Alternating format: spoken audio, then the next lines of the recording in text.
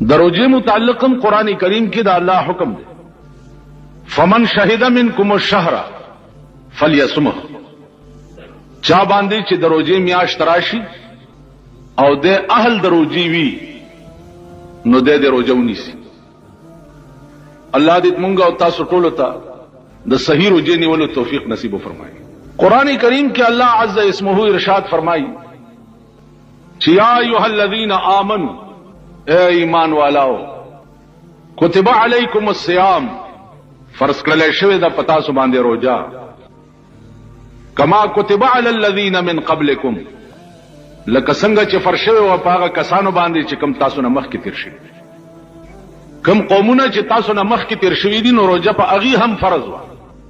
یوازې پتا سو نه ده فرض. علما لیکي چې د روزه کې راز څه ده اخر خدای پاک ته سپلاس راضي چې د سحر نواله تر ماخامه پورې خلق د لوګي او د تند نه مړکی. ما په خبره پوهیږئ ځکه چې الله ته پته ده چې کوم خلق روزه نیسي او کوم نه نیسي نو چې دته پته ده چې دا خلق یې نیسي کمری هم نیسي نو بیا ولې دا امتحان په باندې کوي. نو عزیزانو د امتحان دوه وجې یو وجه د امتحان دای چې ممتحن ته د مخکینی سړی پته نه نو امتحان پیو کی پته ورته نه چې ده په دې تعلیم کې قابل دی او کنه دی نو امتحان ورته کی دی پر چلاس کې ورکی چې بای دادا مضمون لیکل نو دا الله متعلق دا ویل چې د پته نشته نو دا خو ناممکنه ده ځکه چې الله د هر چا په سینه عالم دی او هغه ته پته ده او د هر چا قابلیت هم ورته معلوم ده. ما په کال کې یو ځل پتا روزه راوستې و نو هم ټوپونه دیوال غرق شو نن خډيره ګرمي دا نن وګه ډېرې ما نن تګه ډېرې ما په دې روزه کې یو دا خبرې ګوره مکو نن می پېشمنه نه دې کړو نن می چې چای نه دې سکلیو و د پاتې شوم بانګ را باندې وې ټول ورځ کتا سو خیالو کې مونږه دا خبرې په خدای قسم چې دا روزه چې فرض شو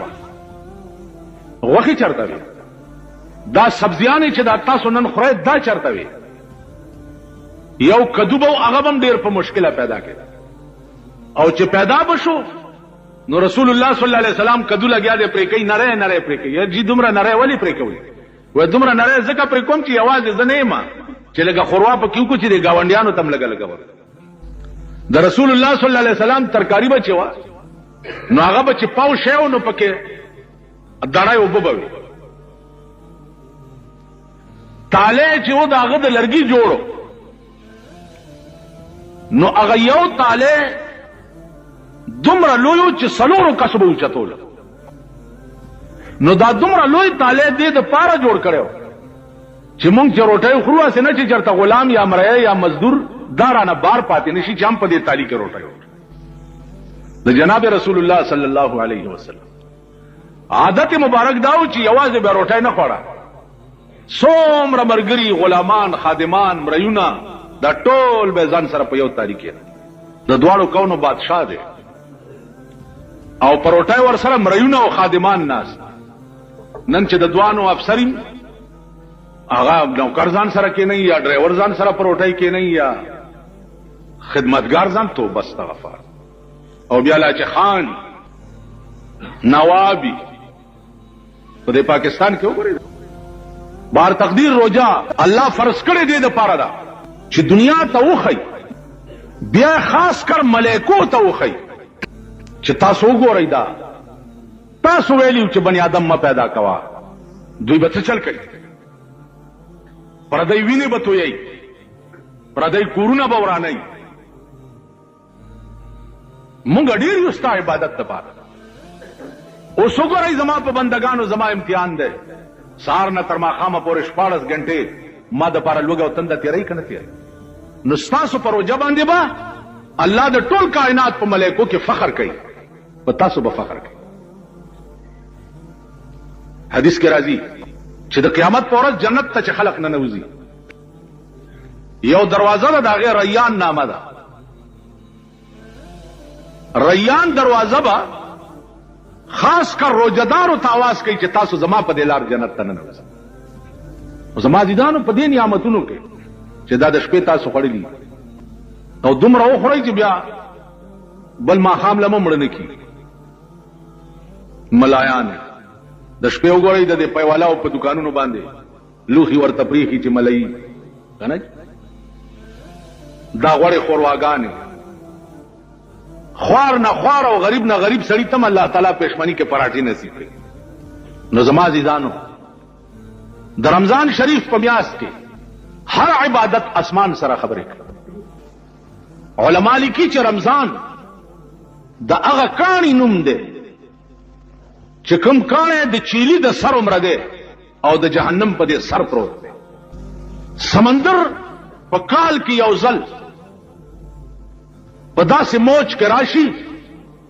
چې د دې اراده دای چې دا ټوله دنیا سیلاب کړي. نو الله دا رمضان کاڼی ور مخامخ کی چې ور مخامخ کی یو چس ناری کی او دا رمضان کاڼی ټول سمندر اوچ کی. نو په دې میاشت رمضان نامه الله دې د پاره یې خدا چې په دې یوله سمیاشتو کې دې څومره ګناه کړی الله د دې میاشت په برکت ټوله ختم کړي. نو عزیزانو عرض مې داو چې دې میاشت لا ملا وتړای ختمونه پکې وکړي. امام ابو حنیفه رحمت الله علیه د رمضان په میاشت کې یو شپې ته ختمونه کول. یو شپې ته یو ختم به پتراو کې کولو یو سپاره به وای او یو ثابت ختم به د شپې کولو او یو ثابت ختم به د ورځې کولو. سار نه به تر ماښامه پورې یو قران ختم بیا به تراویح چوکړي بیا به شروع شو نو تر سحر بانګه پورې به بل ختم. سلويخ کاله د ماسختن په 10 د سحر مونږ کړي سلويخ کاله مونږ یو ختم هم نشو کولای. هغه جمعات لټو چې چرته امریکني انجن امام ولاړی او ګلاس ته وباسي یو ختم نشو. عزیزانو ما سلويخ کاله ختمونه کړی د یو شپې ختم ما کړی دی. 8 بجې ما سختن امنیت تړلو زمونږ یو استاد او خدای دې غریق رحمت کی هغه پسې او د شپې چې 3:30 بجې شوې نو ورپسې ولاړو چې 3:30 بجې شوې نو ودوحه ته ورسول پاو کم دیر سپاره په یو رکعت کې وې ا باقی پاوې په نورو رکعاتونو کې. نو عزیزانو عرض داو چې په دغه ورځو کې د قران ختم زه چې په کومه زمانہ کې اوسېږم نو ما ته د ځان نواله تر خپنه شي تاسو پورې جنت منت نخکاری نو ماما جنتونه نشته. تاسو په ایمان وای دې ځان ته وګورئ مونږ د انسانيت دشمنان مونږ یو محتاج چې وی محتاج او تا ته ودرې ده محتاج دی او تا ته ودرې او تا داغه د احتیاج د لری کولو د وس مطابق کوشش وکړو ته به جنت ته سي. روزنی سنو داسې به خر کم ځخلو تړم ټول ورځ بغیا نه خوري. تپوس بکې چې روزي میاشت رااله اسنه چې څوک ماخامه به ترکارې یا ماخامه به رو جماعتي وندکی کپ محله او په کلی کې یو کور به روټه او به رو جماعتي پاتې شو الله به پیدا ټول کله جهنم ته بوزي. دا ټول کله او د ماخام تازان لسرکړي چرګانی خېدي او په مالک کې چا خټ کېدلې پیتیم نشته او نیولې د روزه ده په خدای بټې پر خرڅې چې مار پچې نیولې وې د خلیل تر کا بيدا کا بهتر دا د خلیل تر کا بيدا کا بهتر دا چې څوک جوړ کاندي ویران حرم دزړه. هغه د ابراهيم عليه السلام په مکه کې جوړه کړې کعبه چې دا داغه نه د انسان پزله کې چې کومه کعبه ده داتې چتا نو روزه سره سره دې سيزونو تم سوچ کوی دې تم فکر کوی پټ پټ پته لگاوا والا کا گاوند کې چې اسنه چې څوک درتا بیرو جماعتي پاتې نه پټ پټ پاتل کینی دغه روزه با بیا تا د پاره زولنی وی او تبه جهنم ته روان کړي نو الله دې توفیق درکړي موږ نه مخکې چې کوم مسلمانان تیر شوي دي په خدای قسم چې د خپل خلې نه به وېستا او بل به ورکړه خپل به نهر شپه تیر کړه او بل به ورکړه نهر اوس موږ تاسو په ایمان وایي زبردست وکم چې زه نهر شپه تیر کوم زه تعالی درکړم نو خو زه فراډ او دوکایم کنه زما ژوند ټوله دوکه ده زما د اسلام دا نوم غسل چې دي دا ټوله دوکه نو اسلام زمونږ چې ده دا بالکل دغه حدیث مصداق ده رسول الله صلی الله علیه وسلم فرمایلی دي چې د اخر زمانه اسلام چې د دار چا په خپل کې بیوي د مړای نه بخښته نه نو زمونږ اسلام صرف په خپل کې ده د مړای نه بخښته نه نو د خله اسلام باندې با نه جنت ملاويږي او نه به خدای ملاويږي او نه به رسول ملاوي د خله په اسلام به صبر پاره اسلام به ارث ملاويږي چې په ځل کې وي او زړونو نه زمونږ اسلام وته زمونږ زړونو کې اسلام دی دا څه پتاوي سره وای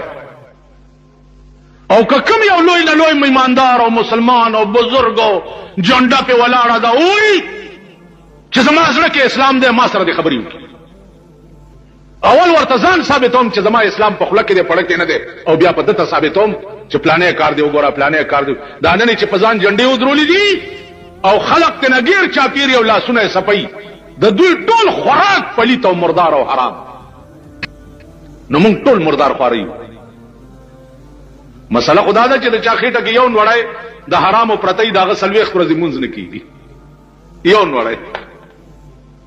او چې د چا ټوله خېټه د حرام وډه کوي منځونه ماما نشته هغه د لیونی کار دی په دې تبر باندې کې مکم کا بیا د جنت نو ماغسته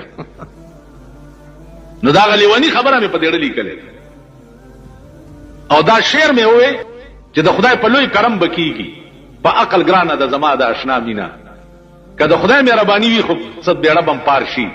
او که په عقل وي او په قانون وي نو قانون په ذات کې مونږ یو قانون به مونږ جنت لو تنفري په دې روزه کې خله قابو کوي څنګه روزه چې په خوراک سکاک ماتيږي دا سه روزه چې د بل د پاره کوې کني او د بل شیطانت کې او بل پسې بد وې په دې روزه ماتي زما په خبرو پوهیږي د باز ائمه او دا مذهب ده چې د چا غیبت چوکي په دې روزه ماتي نو غیبتونو نه ځان ساته امام حنبل خدای ته وی ته په څه خوشاليږي یا الله نو الله ورته چې حنبلا